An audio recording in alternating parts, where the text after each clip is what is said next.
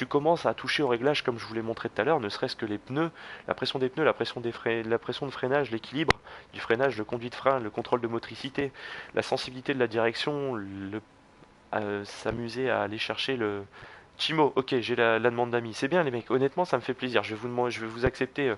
Dès que le live sera fini, je vous accepte, je vous mets un message comme quoi c'est ok. Et quand je vous crée la team, il n'y a aucun problème. Je vais faire un répertoire des gens justement qui me demandent en ami pour créer une team. Donc Chimo, Charlie, il n'y a aucun problème, vous en ferez partie. On verra tout ça, on fera quelques courses ensemble, il n'y a aucun souci. Ça me fait super plaisir. Au niveau, donc comme je disais, des réglages, Charlie, tu commences à prendre un kiff sur le jeu, comme je te disais, au moment où tu te rends compte que en touchant à toutes ces petites valeurs, tu as bien vu sur le tour d'avant, enfin avec une voiture qui n'est pas forcément évidente à conduire, la 320 groupe 5, en touchant quelques réglages, en 2 tours, je claque 2 secondes. Je fais un tour neutre, enfin je fais un tour neutre, un tour avec les réglages par défaut, où je suis à 2 minutes 26, 2 minutes 27, j'en sors un à 2,24 juste derrière. Donc honnêtement, voilà, j'ai pas à me plaindre, les réglages fonctionnent, ce que j'essaye de faire ça fonctionne, ça m'apporte du bonheur dans la course, ça m'apporte de bonnes sensations quand je joue contre des potes, ça m'apporte de bonnes sensations quand je joue contre l'IA. Voilà, moi ça me fait bien kiffer. Donc vous inquiétez pas, hein, toutes ces vidéos là, si vous n'avez pas eu le temps de bien voir tout ce que j'ai pu régler, je vais les redispatcher et je vais les remettre directement sur YouTube. Donc vous pourrez les revoir, vous pourrez les revisionner, il n'y a aucun problème. On est d'accord, Chimo, ok, par rapport à ce que j'expliquais, donc on est d'accord sur le fait des joueurs pas bourrin, donc là il y a un juste milieu, je pense qu'on s'est compris. Alors une autre, ils ont dit qu'avec le patch 1.4, il va être au niveau de la PS4. Mais ça, c'est franchement, c'est une bonne nouvelle pour vous, les amis. Parce que je trouve pas, je vous dis, je trouve pas logique qu'on ait deux consoles qui soient assez similaires et qu'au final, il y a des bugs sur l'une pour certains jeux, pas sur l'autre. Il y a certains jeux qui font la promo d'une console et pas de l'autre. Ouais, voilà, c'est pas, je trouve pas ça très très honnête. C'est pas, pour moi, il y a une guerre des consoles entre Microsoft et Sony. Pour ma part, je vais pas vous le cacher, j'ai eu la PS3 et la Xbox 360. Il y a des jeux qui me faisaient kiffer sur 360, il y en a d'autres qui me faisaient kiffer sur PS3. J'ai revendu les deux pour acheter ma PS4 et au final, voilà, maintenant j'ai plus qu'une PS4 parce que la Xbox One ne m'intéresse pas pour certaines raisons. Certes, voilà, il y a le jeu en ligne que vous devez payer à peu près 70 euros à l'année. Beaucoup vont me dire oui, mais sur internet tu trouves des cartes pour le payer qu'une trentaine d'euros. Je suis d'accord. Mais à côté de ça, vous n'avez pas forcément de jeux gratuits ou d'avantages. Sur le PlayStation Plus, on a plus de facilité, on paye 49 euros, mais on a un jeu gratuit tous les mois qui est certes pas terrible, mais on a pas mal de jeux gratuits, on a pas mal de DLC qui sortent, on a pas mal de... Voilà, il y a pas mal de choses sur la PlayStation qui donnent envie. Mais je ne dénigre pas la Xbox. J'ai des amis qui en ont une, je joue avec eux quand je vais les voir, on fait des parties de FIFA, on fait des parties de Project Cars. Et honnêtement, je trouve ça sympa. C'est une autre console, c'est une autre façon de voir les choses. J'ai eu l'occasion de jouer à la Xbox One au tout début où elle est sortie avec Sound. J'allais dire une bêtise, c'est le jeu qui était axé sur la Rome antique. Je n'ai plus le nom en tête, mais c'est un jeu qui est sorti en même temps que la console. Et ce jeu, je l'ai trouvé juste magnifique. Il était très très beau à voir. Maintenant, voilà, je suis axé PS4. J'adore la PS4. Il y a des jeux sur PS4 qui me font kiffer. Je reste sur PS4. Mais je ne dénigre pas les deux consoles. Et comme je revendique depuis tout à l'heure, ce que je fais aujourd'hui, les streams, les vidéos, les lives, les posts sur YouTube, sur Facebook et sur Twitch, je le fais pour les deux consoles. Là-dessus, il n'y a aucun problème. Alors sinon, tu en es où en carrière? Alors ça, on va le faire après. Je vais arrêter de blablater, on va revenir un peu au jeu. Je vais te détailler tout ça après. Chimo, je suis dans ma deuxième saison, il me semble, pardon. Et j'en suis sur un championnat anglais de GT3. Donc je viens de faire 2 courses, je suis premier au championnat avec une difficulté d'IA à 80%. Donc il faudra que je regarde tout ça, mais oui, actuellement je suis en GT3. Et quand il va avoir DirectX 12 sur la One, ils ont dit que Project Cars va être une tuerie sur One. J'espère pour vous, parce que le problème c'est que souvent ils promettent pas mal de choses et au final quand ça arrive, honnêtement, c'est comme si tu pètes dans l'eau, ça fait des bulles, mais pas plus, quoi. C'est rigolo un temps, et puis après, après, tu te retrouves à te rendre compte que t'arrêtes, parce que au final, ça change pas des masses. C'est ce qu'ils nous avait dit aussi sur PS4 par rapport à Battlefield 4. On avait pas mal de problèmes sur certaines choses. Et, oui, mais vous verrez, ça va améliorer. Au final, on doit attendre presque 1 an et demi pour que le jeu soit jouable, quoi. Alors, salut à toi, Moon42. Sur One, tous les mois, il y a 2 jeux gratuits. Autant pour moi, je savais pas. Tu vois, ça, j'étais pas encore au courant, je savais pas vraiment comment ça marchait. Mais tu vois, sans vouloir rentrer, Moon, dans le débat, c'est pas méchant ce que je dis. J'adore les deux consoles, comme je dis, ce que je fais, c'est pour autant les joueurs de One que de PS4. Mais si tu veux, je trouve ça un peu difficile de dire, bon bah pour un contenu assez similaire et pour des jeux au final qui sont à 80% les mêmes sur les deux consoles, bah sur une on va te faire payer 70 balles et sur l'autre on va te faire payer 49. Tu vois, c'est un petit peu dommage. Microsoft, je pense qu'ils sont pas malheureux. Sony non plus. Microsoft, ils ont combien de processeurs à l'heure actuelle? Ils ont combien de processeurs sur le marché, sur les PC? Faut pas qu'ils me disent qu'ils ont besoin de faire un, un jeu, enfin un Market Live à 70 balles. C'est pas logique. Si tu veux, c'est mon point de vue à moi. Après, sur les performances consoles, sur Project Cars, les deux consoles ne sont pas comparables. Comme les deux consoles ne sont pas comparables au PC. Tu vois, je fais vraiment le distinguo entre tout. Mais moi, ce que je fais, comme je disais tout à l'heure, tu vois, t'as Inotron qui me suit depuis ce matin, qui me parle beaucoup que la, que la Xbox One a vraiment un besoin d'un patch sur Project Cars. Ah voilà, mais c'est pas pour autant que je le dénigre, je continue à parler avec et je lui dis, moi ce que je fais c'est pour la One et les PS4. Donc t'as pas commencé en classe 8. J'ai pas commencé en classe 8. Donc si, je suis parti de zéro vers le héros. J'ai vraiment fait de zéro à héros. J'ai commencé donc en carte 125, là je suis passé après en carte 250. Et ensuite après ma saison carte 250, je suis passé directement en GT3. C'est vrai, Project Cars est plus beau sur PS4. Un chouï, il est un chouï plus beau. C'est vrai qu'il y a un peu plus d'aliasing, je vais réussir à le lire, et de ralentissement ou quelques frises sur la Xbox One. Mais j'espère qu'avec les patchs qu'ils vont vous mettre et peut-être DirectX 12, ça va améliorer tout ça. Mais je pense DirectX 12, voilà, c'est quelque chose de très propre sur PC. Je l'utilisais il n'y a pas très très longtemps. Enfin, j'ai eu l'occasion d'utiliser un patch de DirectX 12 sur mon PC, mon gros PC de bureau, pour voir un peu ce qu'il donnait sur certaines vidéos. Et c'est vrai que voilà, ça clarifie un peu pas mal de choses. Alors Moon me dit les deux consoles ont des atouts et des inconvénients. C'est exactement ça mon ami. C'est là-dessus, je suis complètement, mais enfin t'imagines même pas, je suis à 300% d'accord avec toi.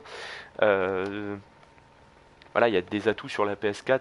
Il y a certains jeux comme Project Cars qui sont mieux. Sur Xbox One, il y a d'autres jeux qui sont mieux que sur PS4. Voilà. Après, chacun y trouve son compte, je pense. Il y a des Pro One, il y a des Pro PS4. Il y en a qui ont les deux. J'en connais. Il y en a qui préfèrent jouer à la PS4 pour certains jeux. Il y en a qui achètent d'autres jeux sur Xbox One parce qu'ils savent qu'il sera peut-être un peu plus beau. Honnêtement, je trouve ça intéressant. C'est un débat qui peut être bien, qui peut aussi vite partir en cacahuète, je pense, parce qu'honnêtement, les Pro One, je sais qu'ils vont fumer sur certaines choses, les PS4 Man vont fumer sur d'autres. Donc voilà, ça peut être un débat houleux, ça peut être un débat agréable. Là, le débat qu'on a ensemble, là, franchement, il me plaît bien. C'est quelque chose qui est intéressant. Euh, Ouais, je trouve ça kiffant. Je suis content d'être avec vous. Je suis content que vous me posiez ces questions-là et qu'on ait un petit débat comme ça, c'est sympa. Un patch prochainement pour Project Cars sur PS4. Oui, il va y en avoir un. Je ne sais pas quand exactement. J'essaye de suivre un peu ce qui se passe sur le forum Community France Project Cars et sur le forum officiel aussi anglais. Il y en a un de prévu. Ils n'ont pas donné de date. Il y en a un qui va pas tarder à arriver où ils vont améliorer quelques petites choses aussi sur la PS4. Ils expliquent que sur PS4, les petits bugs et les petits problèmes se ressentent moins que sur la. Je vais quitter la page de réglage, je vais me mettre sur cette page-là, sur la Stand, et puis après on va essayer de faire quelques tours pour vous montrer deux trois petites choses sur la Ginetta GT3. Mais oui, donc pour reprendre ce que tu disais, Charlie, oui, il va y avoir un patch, mais ils n'ont pas encore détaillé sur quoi. Ils savent qu'il y a quelques petits bugs sur la PS4. J'ai pas encore vraiment le temps de détailler les bugs qui ont pu être rencontrés sur PS4. Et pour ça, si vous voulez, vous allez sur la page Facebook de Community France Project Cars ou directement sur le forum officiel de Project Cars et vous verrez un petit peu la liste de tout ce qui a pu être répertorié sur la PS4. CO niveau 80 pour certaines courses, GT3, ça va, mais avec les savonnettes, c'est chaud. Ouais, donc là, voilà, oui, c'est vrai que comme je disais tout à l'heure, Chimo, le niveau 80, enfin mon IA à 80%, j'ai réussi à le mettre parce que comme je l'ai montré tout à l'heure sur la BM Group 5, à partir du moment où tu fais certains réglages sur la voiture en elle-même, tu peux te permettre après de faire augmenter ton IA. Donc ton IA, tu peux aller chercher un peu plus haut en niveau, ça va te permettre de faire de plus belles courses et ça va te permettre d'avoir plus de kiff et de plaisir en jouant en fait. Et si tu veux, en réglant mes voitures au fur et à mesure et en prenant vraiment le temps de régler mes bagnoles, même pendant les séances d'essai, tu vois que tu peux avoir en course ou en carrière, bah voilà, j'ai commencé à les taper à me dire, bah voilà, en fait, je joue à 60%, mais je leur mets 30-40 secondes dans la gueule. Je joue à 70%, bah ouais, putain, je leur mets encore 60, je leur mets encore 30%, 30 secondes, pardon. Donc j'ai été chercher tout doucement les 80%. Donc certaines courses, je suis à 80, d'autres, je suis à 70. Je vacille entre 70 et 80% d'IA. Mais si tu veux, je peux te montrer une course avec 70% de difficulté de l'IA, il n'y a aucun problème, hein. Là-dessus, je suis preneur, ça me fait bien kiffer d'ailleurs. Alors Inotron me dit, moi je suis pas fanboy, je parle de la One vu que j'ai une One, mais j'ai bien la PS4, c'est juste que j'ai pas assez de fric pour avoir les deux. Je te comprends complètement mon ami, quand tu vois que les deux sont à plus de 300 voire 400 euros, c'est vrai que c'est pas donné. Pour ma part, je vais pas te le cacher, comme je disais tout à l'heure, avant ça j'avais une PS3 et une Xbox 360. J'ai profité en fait que Micromania faisait pas mal de reprises au moment où les PS4 et l'Xbox One allaient sortir et qui faisaient les résas. J'ai réservé une PS4. La One était déjà sortie, j'ai été réserver une PS4 et en fait ce qui s'est passé c'est que j'ai revendu ma PS3, ma Xbox 360 avec tous leurs jeux, tous leurs accessoires, les manettes et tout ce qui va avec, et je vais pas te le cacher, tout ça m'a été repris pour plus de 300 euros. Ce qui fait qu'au final j'ai eu entre 90 et 100 euros à remettre de ma poche pour avoir ma PS4. Ce qui est pas négligeable parce que quand on voit le prix neuf d'une PS4, ben, je me suis retrouvé à... En gros, je suis reparti avec une PS4 avec une extension de garantie, ouais j'ai dû payer dans les 100 euros je crois. Donc tu vois, j'ai pas cherché à comprendre. Je savais que je voulais une PS4, pas une Xbox One tout de suite. La Xbox One, je dis pas que je me la prendrai pas d'ici 2 ou 3 ans, histoire de voir comment elle est optimisée. Et puis bah, peut-être qu'il y a des jeux qui me plairont aussi dessus. Mais voilà, j'ai revendu ma PS3, ma Xbox 360, j'ai tout revendu ce qu'elles avaient avec. Et je suis parti pour avoir une PS4 à une centaine d'euros en fait. Donc honnêtement, j'ai pas à m'en plaindre. Parce que les coups de volant intempestifs, ça flingue. Les coups de volant intempestifs, ça flingue des courses, pardon. Oui, effectivement, Charlie, oui, les coups de volant, c'est un peu chiant. Là-dessus, il n'y a pas de problème. Ce qui est chiant, c'est sur l'IA, comme je le disais tout à l'heure, c'est que tu as l'impression, toi, tu es sur un tour rapide, ou même que tu leur prends un tour, il n'y a pas de drapeau bleu pour eux. Alors que si toi, tu es à la traîne pendant un tour d'essai ou un tour de qualif, ils vont te mettre un drapeau bleu, si tu te bouges pas assez, tu peux prendre une pénalité. Ça m'est déjà arrivé, donc ça, c'est un peu frustrant. Donc là-dessus, et puis même, comme tu dis, les coups de volant, enfin, tu es dans la trajectoire, ils sont à côté de toi, non, ils vont venir te taper pour te dégager et prendre ta place sur la trajectoire idéale. Comme je disais, sur un F1, F1 2015 qui va bientôt sortir, mais même sur le F1 2013 où j'ai arrêté, parce que le 2014 je ne l'ai pas pris. Sur le F1 2013, enfin, tu voyais pas ça, il y avait un drapeau bleu, l'IA se reculait. Il y avait à aucun moment un problème avec l'IA, quoi. C'était pas, c'était assez fluide. Euh, Moi, je suis sur One car je joue beaucoup à Call of et sur One, on a laissé 3 mois avant mais la PS4 est très bien aussi. Là-dessus, bah tu vois, Moon, ça fait partie des avantages dont on parlait tout à l'heure. Et je suis content de te l'entendre dire. Moi, je suis pro BF. Call of Duty, j'ai décroché à partir de World at War. Il m'avait beaucoup plu, mais si tu veux, après, c'est devenu un peu trop fermé. Ils sont partis dans quelque chose de futuriste qui m'a pas énormément plu. Bien que Destiny, j'ai accroché, mais le monde futuriste tel que Call of le voit, j'ai pas accroché. Ça m'a pas plu. Battlefield 4, je vais être franc, il y a eu Battlefield 3 qui a été magnifique. Battlefield 4 m'a déçu au début. Puis à force d'y jouer, à force que les DLC arrivent, à force que les patchs viennent, voilà, je me suis éclaté avec. J'ai commencé à prendre du plaisir avec. Et là aujourd'hui, il est tellement jouable que j'ai repris du plaisir. Il y a une grosse arnaque Battlefield ces derniers temps, ça a été Hardline, qui est juste dégueulasse. Je l'ai eu, je l'ai gardé un mois et demi, je l'ai revendu. Je tiens à vous préciser que je fais énormément d'achats et de reventes chez Micromania, ce qui fait que j'avais revendu des jeux. Hardline, je l'ai eu à une vingtaine d'euros, je crois. Je l'avais payé 24,99€. J'ai même pas pris le premium tout de suite, j'ai attendu de voir. Et au final, j'ai bien fait parce que le premium était simplement dégueu. Enfin, le jeu, pardon, était simplement dégueu, donc j'ai bien fait de pas prendre le premium. J'ai gardé le jeu à tout et pour tout un mois, et quand j'ai vu comment se comportait le jeu, j'ai dit stop.